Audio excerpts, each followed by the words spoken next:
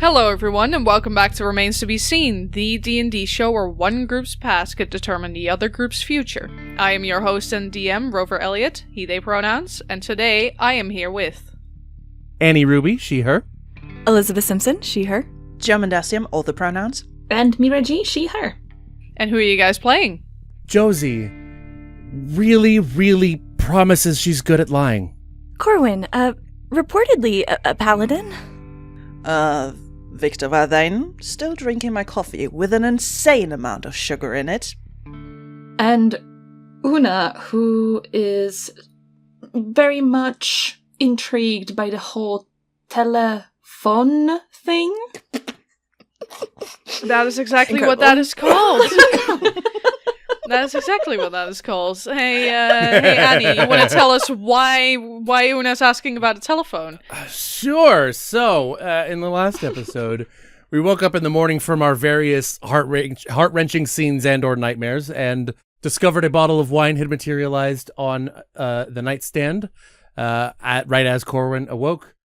When we got up, we took a look at the wine, said, don't know much about this. Vic was downstairs, so we went down to check. He was scrubbing up blood unnecessarily because then it was soap spilled away. Went upstairs, made coffee, talked game plan, decided we're going to call Brian, have him come out and deal with the bodies, and try to take care of Merrick, who slept under the table the entire episode. And is he still asleep? No, he is not. That was he an extra finally question. wakey up at the start of But this yeah. one. But Wakey, sunshine. we decided we were going to call Brian, and we were going to wait around and clean the shop until he got there. While the other three cleaned the shop, Josie, as is her way, stood to the side and called Brian on the phone and just kind of watched them. Brian let Josie know, just between the two of them, that the six were going to vote on making bounty hunters illegal again very, very soon, and we were to go to ground back in London ASAP, but that I shouldn't tell the others just yet. Josie promised up and down that was exactly what was going to happen, and then told Vic to come upstairs and talk. And, oh yeah, Una doesn't know what a telephone is. That's what happened last episode. I mean, it is like a sending stone. It is like a sending stone, it's true. You know what? In Una's mind, there's probably a sending stone within that weird contraption that you're holding to your ear. It is That's how basically you what hold it a is. sending stone between your pinky and your thumb, you know? Yeah. You complete the circuit. Now, a serious conversation. Oh, fuck yeah. Josie finishes the call with Brian, tells Vic to go upstairs. We're following them first. Yeah. All right, so we're going to get up and go into the common area. I'm going to shut the door behind and say... Are you going to shut the door for the kitchen as well? Because currently, Merrick is going to be waking up. I think, actually, what I think would happen, I think Josie would go up, close the door, and go, all right, so we're going to have to let the others in on this, and go over and look at him, and if he's awake... Yeah. What? All right. Why am I stuck in... Our boss is on the way to pick you up. Hang out for 2 more Wait, hours. And what? then we're going to go in the bedroom. Before he answers, we're going in the bedroom and closing the door so I We can... go talk. in the bedroom. Exactly. That's where we are now. So I'm going to go in and be like, all right, Saffron and Brian are making the call that we got to go to ground. Miguel popped in and said that it's likely going to happen, that they're outlawing us again, and we gotta close up shop and get somewhere safer. He didn't want me telling you. He didn't want me telling anybody else. But Of we already course. talked about this. Right. I don't trust. If we go down there with Saffron, we're never coming out again. Yeah, I'm prof. Okay, I mean... It's been a weird day yesterday, and it continues to be shit. Agreed. However, I do agree that we do not want to be near London when they decide to make us illegal again. Exactly. I'm not going into the lion's den and just sit there and wait for them to arrest us all. Or I agree. whatever. I wish we could get Brian out, but he's too intent on managing Zafra, and we can't let Zafra in on what we're doing. So you and I need to game plan this out, really, though, and we need to bring the others in on it once we know. But Brian thinks we're coming back to London with him after we talk to Krillus, so talking to Krillus is our time to get away. All right, let's keep that in mind then. I mean, Yeah. I don't think he would leave Safra. But he's also a guy who seems to be able to take care of himself, so... Yeah, that's my thought as well. And next time I can get a hold of my brother, I can send him in after Brian if we need to. So Is this the first time Viktor is hearing about the brother, or? I don't think so. I would have at least mentioned Isaiah, because All right. Isaiah's how I met Brian and how I got into the bounty hunters. Oh, right, so you right, would have right, heard right. of Okay. Isaiah before, but you might not have met him. He lives in Germany, so. You're good at that, and Well, all right. I don't like this happening so fast. No, it's happening Like- way too fast, and I think you were right the other day when we were leaving London. Saffron's too desperate. She is. She's gonna be sloppy. She's gonna make mistakes. There's a part of me that wants to be there to try to help clean up those mistakes, but that's not our responsibility, and I'm not getting stuck. And we are apparently stuck in a pretty big thing. Exactly. I mean, the closer to the okay. outside, the better. So, Okay. do we want to bring the other two with us? Because they have to come with us out of Oxford, at least. Are we taking them all the way?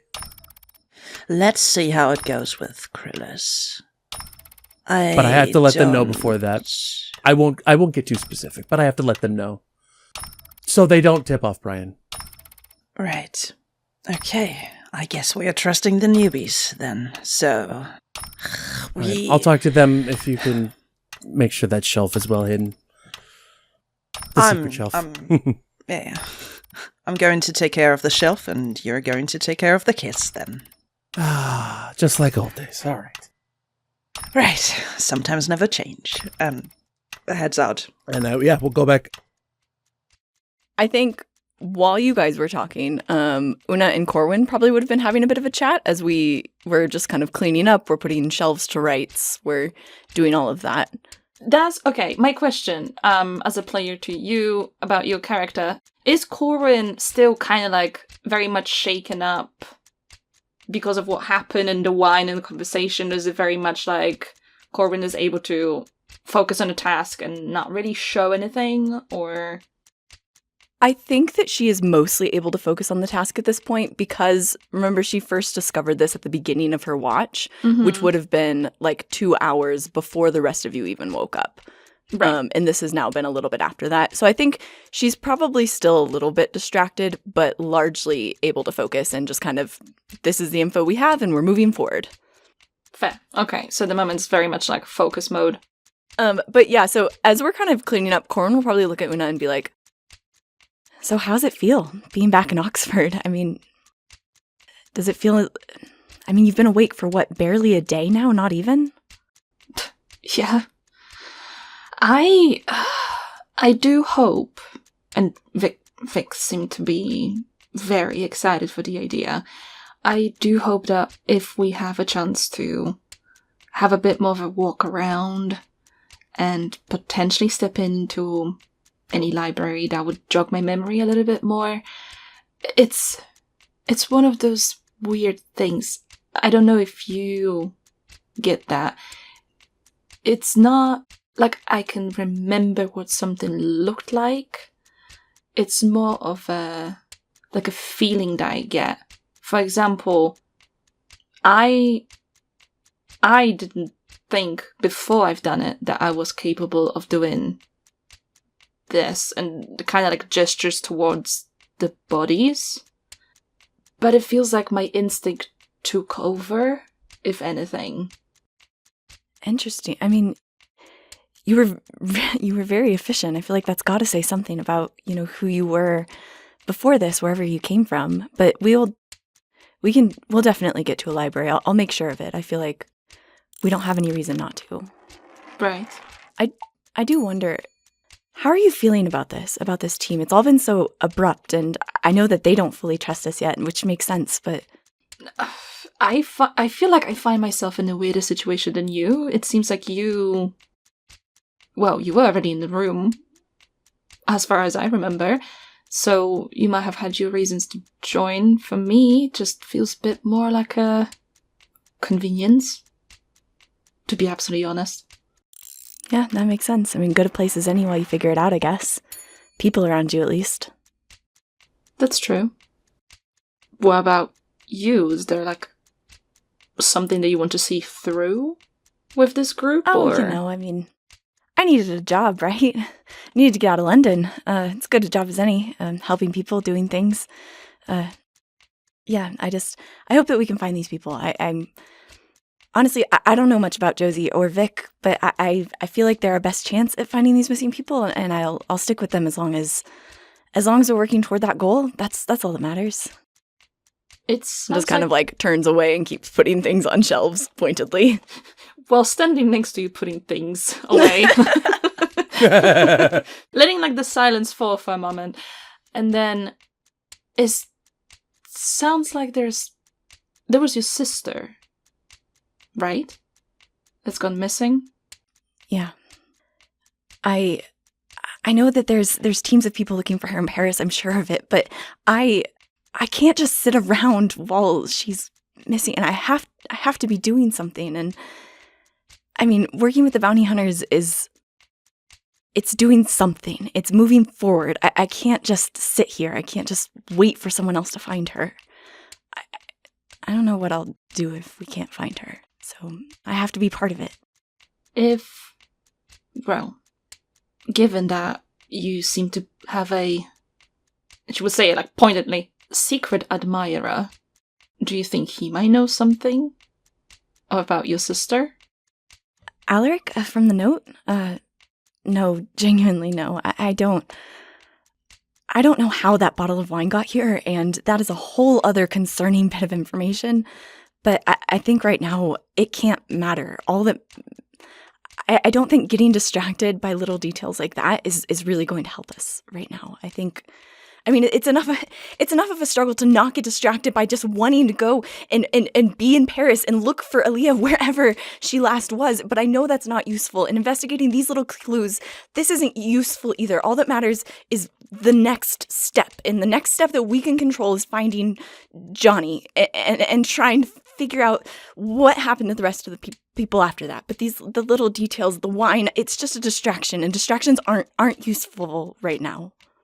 I see what you're saying. However, I feel like details are always at most importance. And putting them together is where you can potentially find out if they are just a simple distraction, but I would not just discard them. I mean, speaking of details, it seems like there's...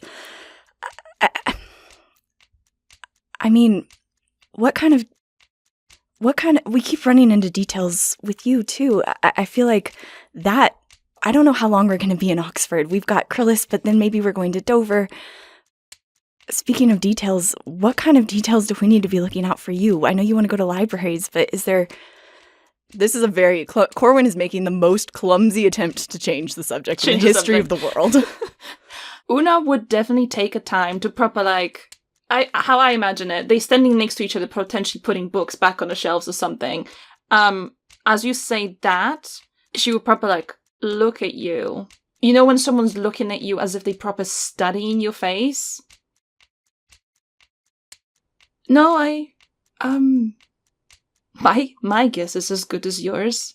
I guess the details is all I've got to put myself back together.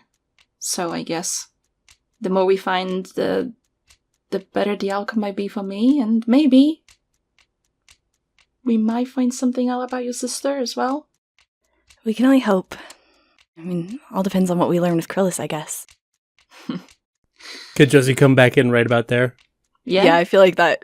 I was going to try and steer it back towards It's a nice y'all. little button. Because I think that Josie's going to come back down the stairs and go, not to break up the therapy session, everybody, but I need the two of you upstairs as well. Come on. Yeah, we'll go upstairs. Una would just let you go, why not here? Yeah, Corwin's going to, meet Una's eyes and kind of shrug and be like, Viktor's, halfway down the stairs and be like, what? What? Why are we going back? Josie, what's going on? What is this? Why? Look, Brian let me know some things on the call that he told me not to share with you guys. But Vic and I already had our reasons to be on alert for any reason to change course. I don't want to bog you guys down with all the details right now, but Brian and Saffir are requesting that we go back to London immediately, and I can tell you right now, if we do that, there's every chance that we will never leave London again. a lot of things are moving politically right now that I don't need to bog you down with.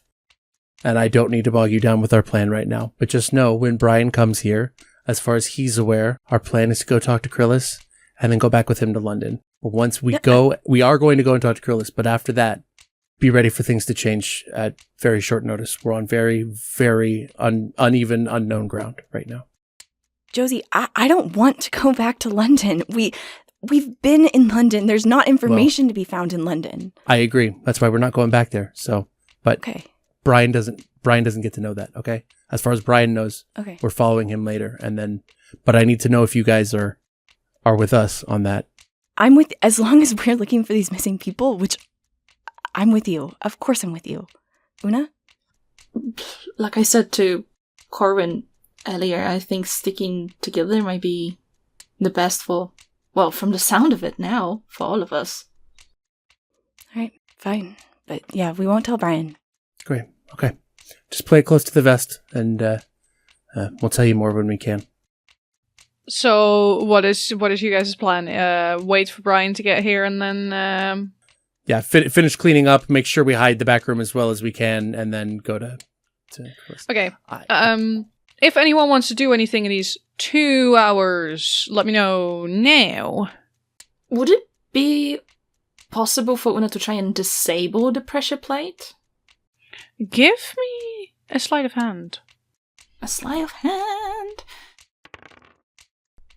That would be a 21. I will say yes, you can. You can twist it in a way that it's just completely broken and that the locks, the wheels that are stuck together just stop working. So if you turn it, then you can even then take the figurine that was first stuck to it, and okay, it will be closed.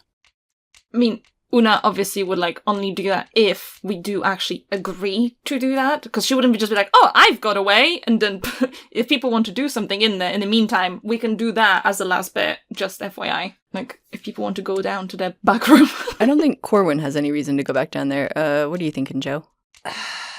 I mean, if we ever need to get back there, we can just break open the shit, so it's fine. No, Viktor would agree with breaking the mechanism to ensure that no one else finds the contraption sitting down there. And I think we got almost everything out of that room, because I do have 2 books. We have blueprints. Yeah, a couple of books, blueprints, the tarot card, unfinished drawing. Yeah. I feel like that's all the room. Yeah, no, it's fine. Okay. I just wanted to say that she would do as the last thing in case, but yeah, there you go. No, that's smart. Okay. Question for you, Ro. Is it logical that there might have been a fire in the fireplace upstairs, or no?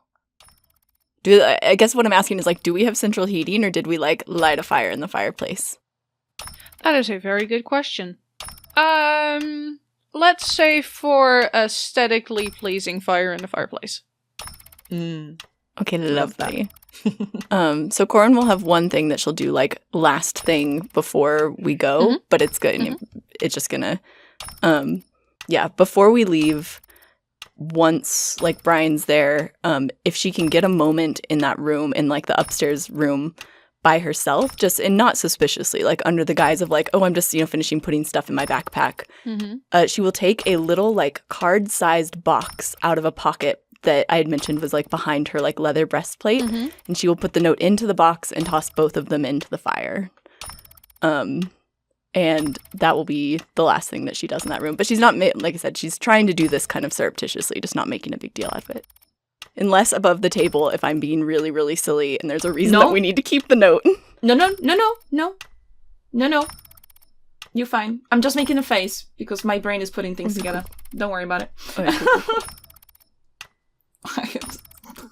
I don't like when Rogue smiles like that. That's all I'm gonna say. I also worry when Rose smiles like this. We all should. Viktor would have taken his time to get breakfast for everyone. Okay. Because I think we got up at 7 a.m. and I assume something is open. Yeah, you guys get breakfast. What breakfast do you guys want, just for flavor? What are you gonna get, Vic? What are you getting us, Vic? I like the idea of Vic just choosing for everyone. What are you getting? Vic gets snacks for the train. Vic gets breakfast. Yes. Vic is the best. Vic is the feeder. Vic is the mother goose, right? So he's going to get something with meat, something vegetarian, something vegan, and an amount of waffles with so much syrup on them. It's actually almost too sweet to eat because apparently I now established that he's a sweet tooth. Mm-hmm. But he would absolutely share with anyone who also wants waffles. I'm so sorry, Ro. Since I do have money, can I also, while getting breakfast, just get fucking healing potions for the party? Oh my gosh, please do. I would love you forever. Yes, you can. How many do you want? We can do the math off screen, however. We can do the math off screen. I would at least get one per person if I have enough money for that. You're all good. Luckily, I know what a healing potion is. That is going to be 200 gold if you want to get 4 healing potions. Normal healing potions, because they're 50 gold each. Which is in D&D terms, and I actually upped the price in this world. However, I'm not going to do that for healing potion, because I think 50 is already terrible. It's quite expensive. Yeah. I do believe I had like 250 gold or something. Something like that, yeah. Yeah, I'm happy to keep 50 gold and get the 4 healing got potions. it. Perfect. So healing potions, when you drink them, it costs a bonus action if you do that in turn. They do 2d4 plus 4 brings your healing back. Other than that, once 2 hours are over, Brian gets to the shop. His hair in a very loose ponytail, and he looks exhausted. He looks like this man has not had a long rest, and he kind of almost stumbles to the door, rubbing his face, rubbing his fingers through his eyes, and then knocks on the door. Yeah. Corwin lets him in. Come on in. Corwin lets him in. Kind of gives him a once over. You okay? Yes. Yeah. And he continues walking into the shop. And he starts looking around and he's like, bodies? Body? What were we on about again? Victor's going to point to behind the counter and be like, to clean up jobs and living guy upstairs. Tied up as a present. Fantastic. Snug like a bug. Yeah, leave the bodies like the dead ones here. I'll figure that out. Living guy upstairs, you said? Yeah, their name is Merrick and quite an idiot. But I'm sure you will find use for them. Sure. Will do. He's in a lot of debt. That's why he said that's why they said that they were robbing the shop. They said they didn't really know anything about Johnny, just that they owe like 700 gold to someone that they don't know. Oh God. Jesus. Okay. Yep. So what are we looking at? Just gambling addict, or is this just this young person making mistakes? I would say probably, by the looks of it, maybe a thief getting up into shit that is a bit too big for them, and now in debt to a mysterious figure somewhere in Dover, I believe. So, okay, yeah, sure. Nothing out of the ordinary, to be honest. Okay. Are you alright? Yeah, there is a lot of stuff going on back with Safra. Let's just say there's a lot of stuff happening, and I currently, it's whatever. And he walks upstairs. I'm going to share a look with, like, the rest of the people and be like, alright. I guess that's his typical behavior. Okay, so as a ground rule, everyone, including me, even though I'm lovely, everyone in The Wanted Dead is a little bit weird. So... Great, we'll fit right in. I was about to say. I was about to say. Well, great minds think alike, apparently. Right, so I would assume... Actually, fuck it. Viktor is going to follow Brian upstairs. Okay. Are Una and Corwin downstairs, upstairs? You know what? I probably would go upstairs eventually, because one thing I forgot to say, Una would have been asking, we can just play off as if it happened earlier, Una would have been asking Merrick for the names of the people that he was with before. I don't remember if they were mentioned or not, but... Yeah, we could also go and just, like, roleplay that now. Yeah. Okay. Corwin will probably follow, kind of out of lack of, like, I think the shop downstairs is pretty put back together, so she'll probably follow unless it looks like you guys are trying to have, like, a one-on-one. I'm happy to follow everyone upstairs. Just checking if the door is locked. Doors are locked. I'm paranoid. Smart. Can you tell? Which doors? Which doors? Both. All. Any. All of the doors. None of the doors are currently locked. From the outside in. So the back door and the front door, please. Thank you. None of them are locked. No. Can I please make sure that they are currently locked? You can absolutely lock them. Give me a sleight of hand with advantage to see how well you lock them. With advantage? With advantage, because you're good at this. That's a good fucking thing. I just rolled it out one. Ooh. Advantage coming in clutch. That's a 9 plus the sleight of hand. Ooh. So there'll be 17. Okay, never my mind. gosh. My sleight of hand is on 8 plus 8 on sleight of That hand. is incredible. Oh my god. It's my highest plus. Yeah, we'll say you can lock them all well enough that people can't come in unless they accidentally pry the door open for some reason or whatever. So yeah, Brian goes upstairs. He opens the kitchen door, sees Merrick on the ground, and just has this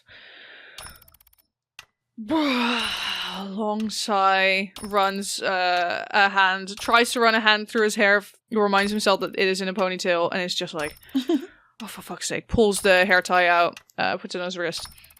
And then he kneels down next to Merrick, and it is just a moment of like, you need to stop gambling. And Merrick going, what the fuck? Who are you talking here? And he hold up. Oh, absolutely. He balls his hand into a fist and he knocks him out. Oh. And Merrick falls back onto the floor, knocked out. Right. Still better Right, solution. that's a different direction than I thought that was going to No, go. I think it was warranted. Are we just standing there at the door? Was it? All three of us. That's so funny. Was it warranted? Oh, yeah. I mean, is he better when he talks? I don't think so. Brian.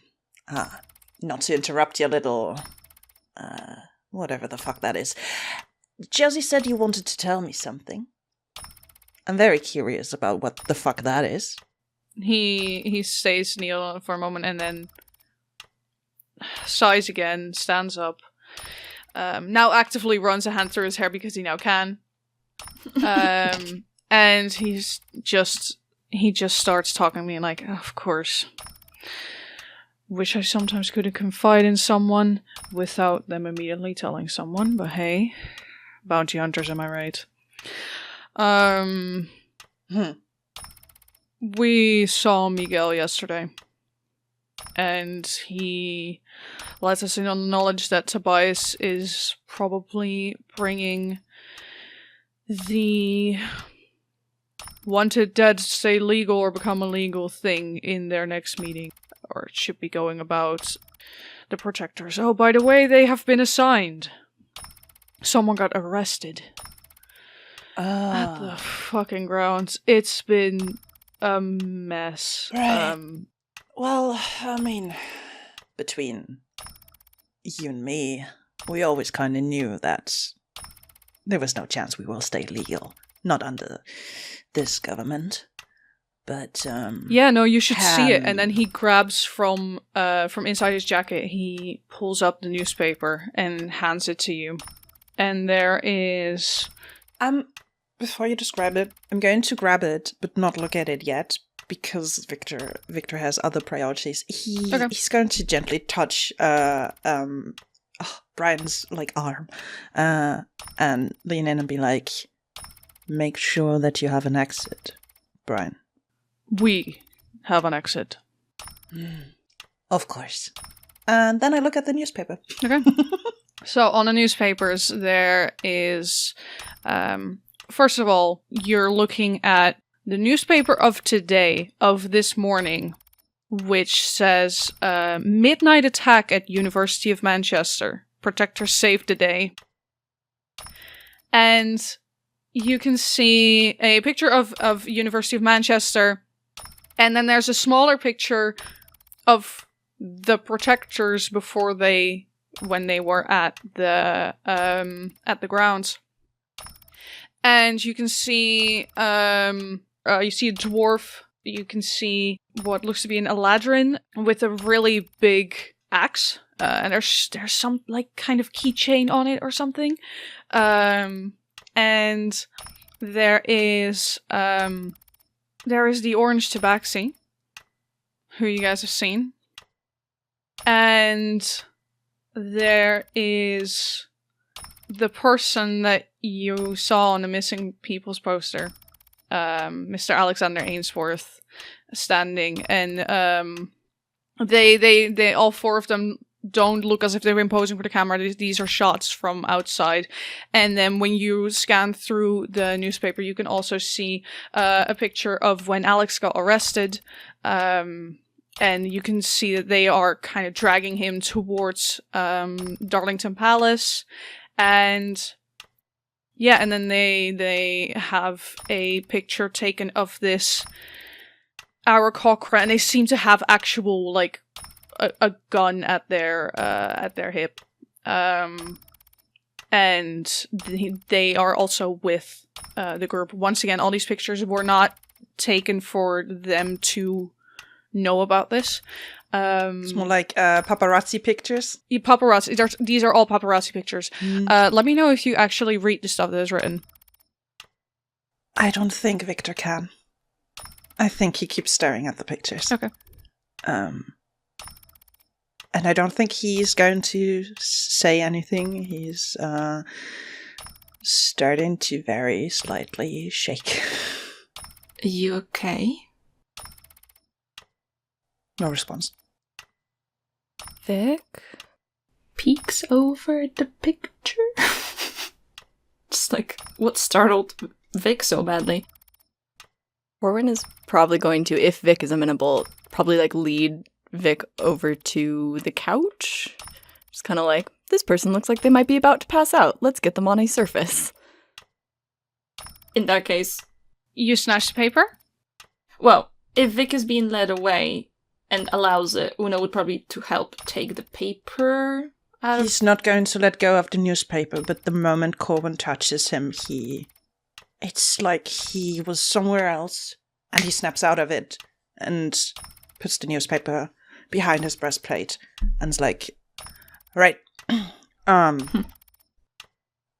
well, seems like they've found some professionals. Exactly. So I don't think should- we're necessary anymore.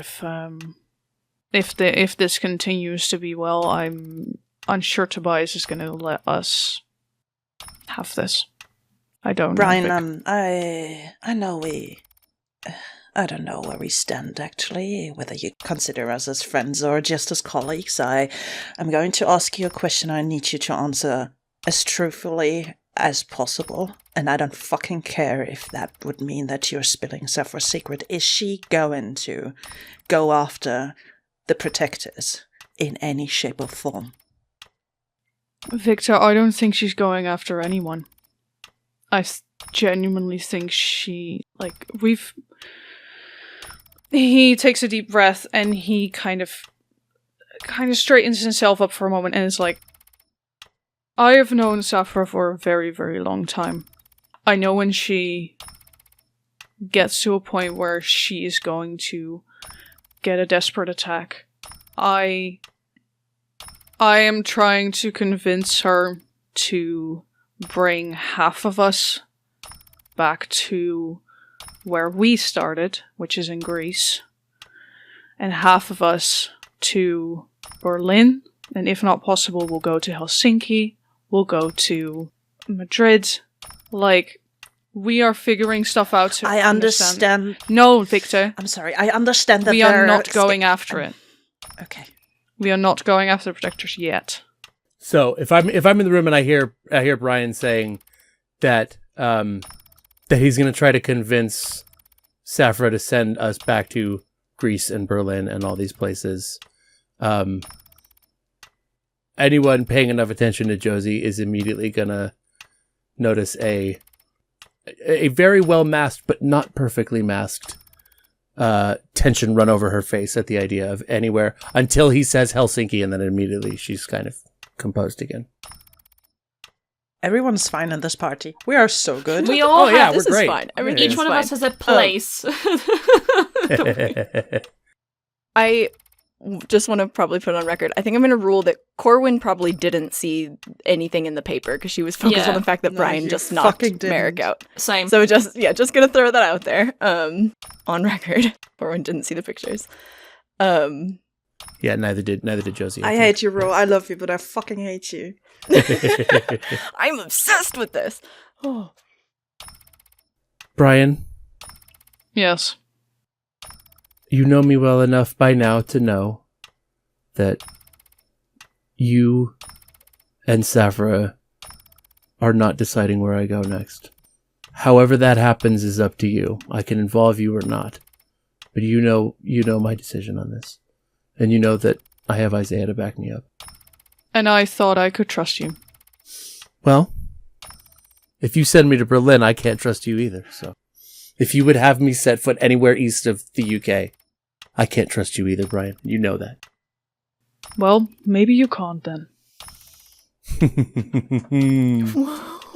And Fight. If they have threats being thrown, Una gets tense.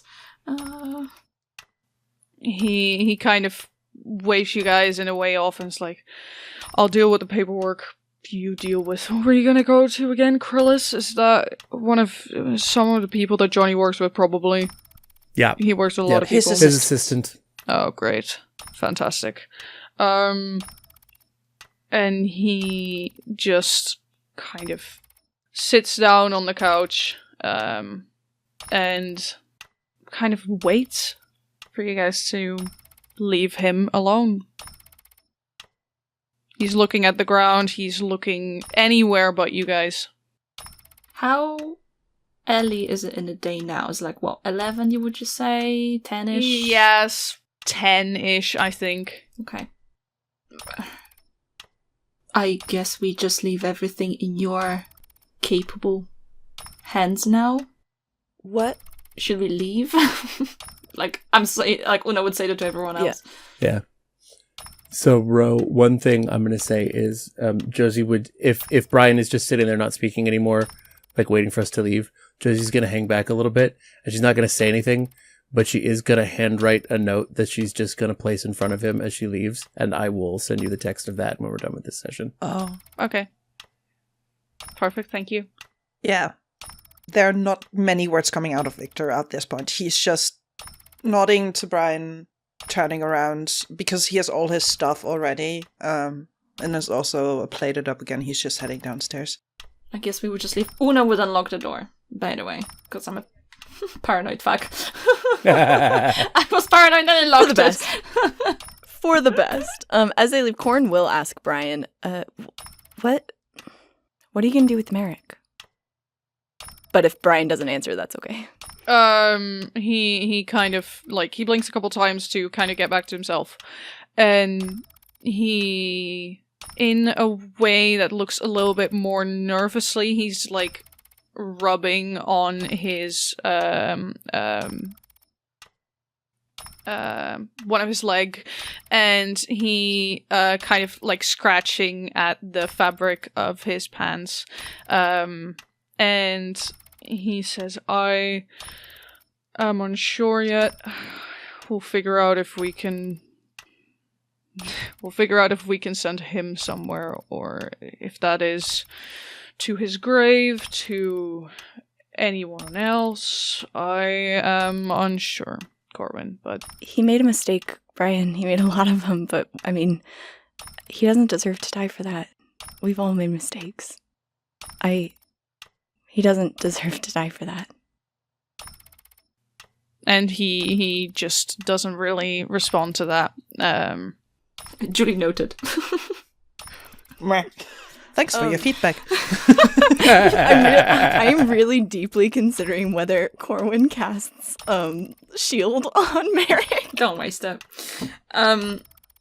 Victor's out on the street pacing. Right. Before anyone leaves, he is going, like, when he notices that Corwin's about to leave, he just says, "By the way, I am sorry for how Saphra treated you at the start. I feel like I'm gonna have to come up for all of her deeds now. You're not responsible for her, Brian. Thank you, but you're not responsible for her. And frankly, she gave me the job. I could care less how she treats me outside of that." She did indeed give you the job, by the way. She,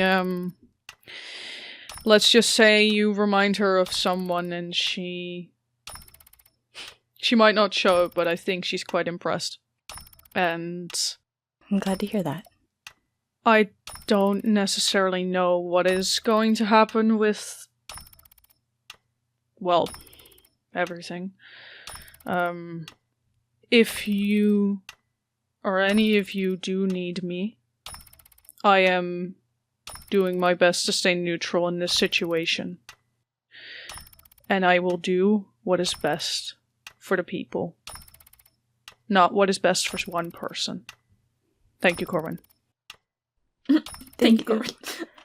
I feel like I should have been nicer to him. Corwin is going to just like nod and kind of smile and take the little wire cat that she was working on last night, and she's just gonna like set it on the table in front of Brian and then leave.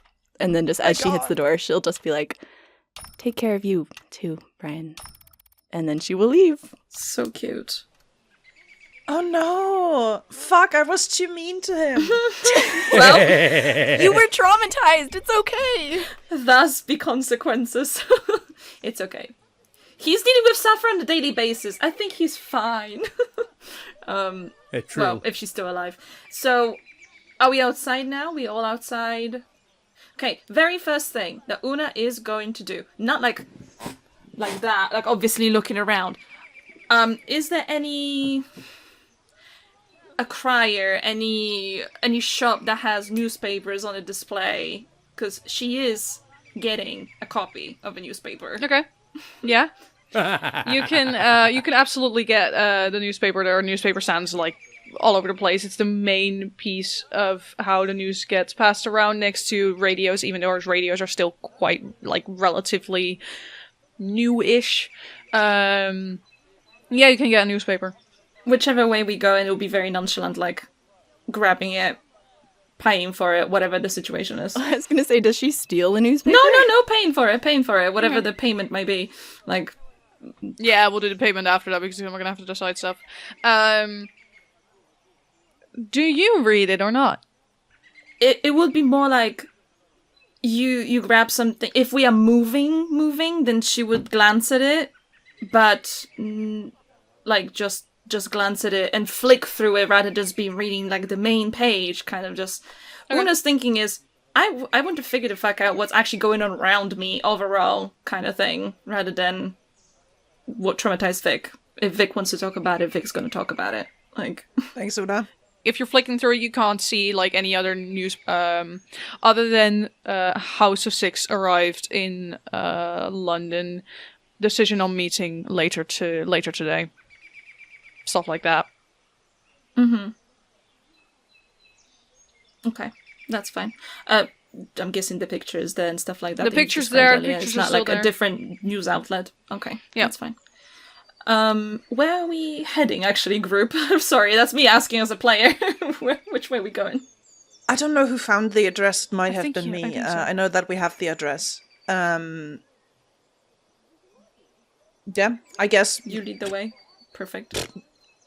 However you navigate a city you might have been in before, but without a map. I don't know. I'm happy to roll for it.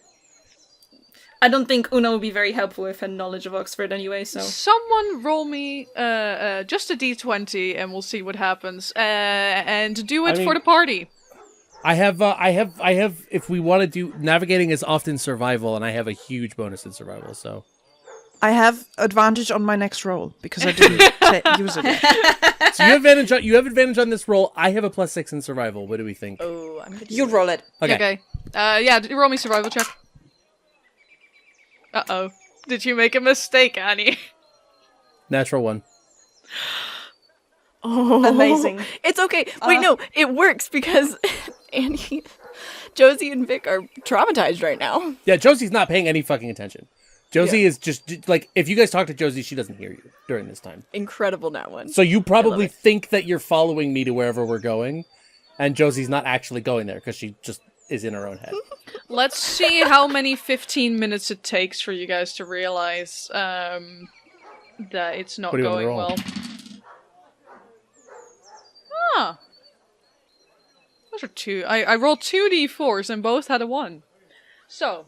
Okay, so half an hour. Half an hour-ish. It takes about half an hour before like, at least someone is gonna realize we probably should have been there by now. This is, like, at like half an hour, you return back at Mechanics Incarnate.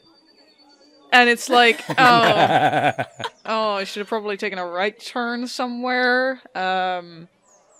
What is currently going on in Viktor's head, by the way? Now that they are outside. His body needs to move. Like, he was not paying attention where to go. Just straight ahead, straight ahead, straight ahead. His mind... his mind is circling back to 3 years in Manchester that were the happiest in his fucking life. With a guy he would consider to be his home. And for the past 24 hours, he thought that Alex might have died, frankly, because seeing the missing person poster after not hearing from him for about 2 years was like a gut punch. And now he has to come to terms with the fact that he is either imprisoned or somehow forced to work with the government for the protectors, or voluntarily went there. And Vic, all he can think about right now, but he's not going to say that aloud, is how desperately he wants a hug. Corwin was going to fall back and just kind of walk, or fall back or go for it, wherever Viktor is. Just walk next to Viktor. God, I was planning on checking in, and player me doesn't want to, but Corwin doesn't know the monologue. Okay. So Corwin is going to just kind of, fall back next to Viktor. What was that? You okay? I don't know. I don't really know what okay is supposed to feel like right now. I do not want to talk about it. Not yet. And we need to focus on the mission. And I really want to do that right now, before I lose my fucking mind. Okay? So, do me a favor. Don't ask me. Don't. Not you. Okay. Oh. Okay, of course. Whatever you need. And Corwin is just going to kind of like, not bump her shoulder against Vix, but just kind of like close enough where their arms are brushing. If he steps away, she will not follow him, but like she will have that contact if he accepts it. Weirdly, despite his words of being not you, he's very much leaning into this. But not addressing it in words, essentially. Yeah, and she won't say anything about it either. She'll just kind of match her steps to his, which means that she's taking short steps because he's so much shorter than she is. That's so funny. And she'll do the thing like when you're walking with a couple so that you match their steps so that your hips don't bump awkwardly. She's gonna do that. Least repressed D&D party. We are fine, everybody. We're so fine. Everything is all right. Okay. So sorry, because I had to step away. So we walk in. That was very cute, by the way, you guys. We walk in, and it's gonna take us some time to get there. I'm guessing because we are getting a bit lost. Yeah, I rolled in that one. That was. I will say eventually you guys can make your way to Krillos's, and you're looking at this like an apartment complex. Yeah, his address is on the 3rd floor of this apartment building. Okay. Does the building look familiar to Una by any chance for anything? Give me a history check with disadvantage. And actually, you're in Oxford. Give me a history check. Yeah, or anything else that was on that. I don't know what we might have passed.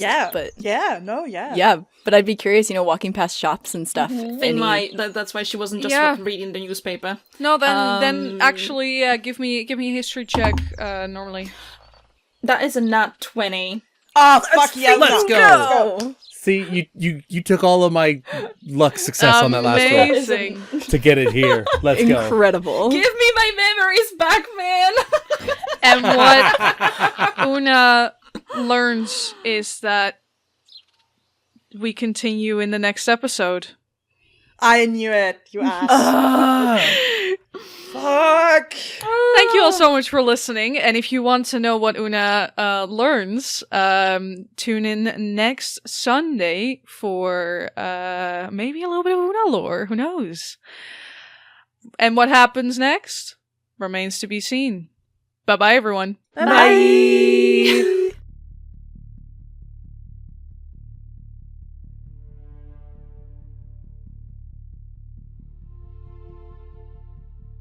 Remains to be Seen is an original podcast created by Dyaflame Studios and licensed under the Creative Commons Attribution Non-Commercial Share-alike 4.0 International License. Today's episode was produced by Richard Breejen and edited by Rover, Elliott and Joe Mendacium. It starred Elizabeth Simpson as Corwin Duvall, Joe Mendacium as Viktor Valthayne, Annie Ruby as Josie, Mirah Fae as Una, and Rover Elliott as the Dungeon Master. The intro and outro were composed by We Talk of Dreams, and a transcript was written by Elizabeth Simpson. To get in touch with us and keep up to date with our antics, follow us on Instagram, Bluesky, and TikTok at Dyaflame Studios, or view our website at dyaflame.com. Check out our show notes for additional credits, links, and transcripts.